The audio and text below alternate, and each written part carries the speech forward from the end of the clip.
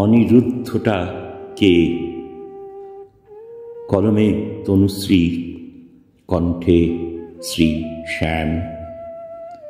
যখন কেউ গভীর আগ্রহে প্রশ্ন করে, আচ্ছা তোমার যে লেখালেখিগুলো পড়ি বেশ ভালোই লাগে, তবে বারবার ওই একটাই নাম, সত্যি করে বলো তো অনিরুদ্ধটা কে?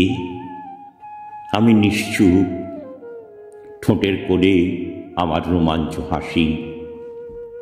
যখন কেউ কমেন্ট বক্সে হাজির হয়ে অনিচ্ছুক বিরক্তিতা প্রকাশ করে, বলে মেয়েটা আমার নামটা ডুবিয়েই ছাড়বে, সত্যি করে বলো তো এই নামটার প্রতি এত রাগ কেন তোমার? অনিরুদ্ধ কে? আমি নিশ্চুপ, ঠোঁটের কোণে আমার রোমাঞ্চ হাসি।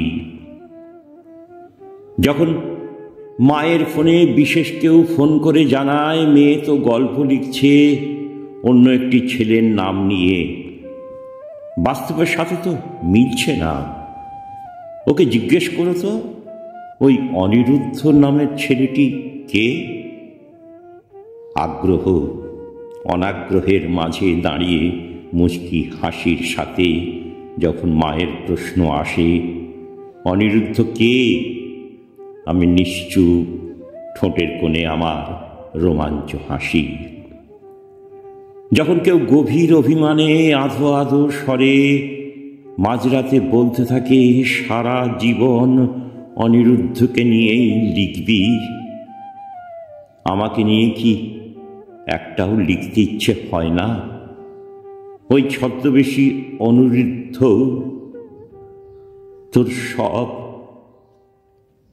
আমি নিশ্চুপ, ঠোঁটের কোণে আমার রোমাঞ্চ হাসি।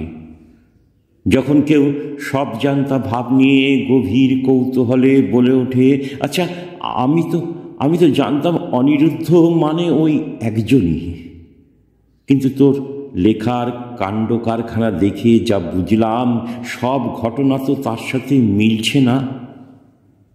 এটা কি নতুন কেউ? সত্যি করে বলতো অনিরুদ্ধটা কে? আমার ঠোঁটের কোণে রোমাঞ্চ হাসি। তবে নিশ্চুপ নই, এবার উত্তর দিলাম। লিখতে গেলে ভাবতে হয়, ভাবনার মধ্যে হাজির হয় একরাশ কল্পনা, তখনই কল্পনার মাঝে উদিত হয় বিশেষ একটি নাম, নীরা নতুন বৌঠান। বনলতা সেনের মতো আমারও রয়েছে একটি নাম, অনিরুদ্ধ। খুব আপত্তি আছে কি? নমস্কার।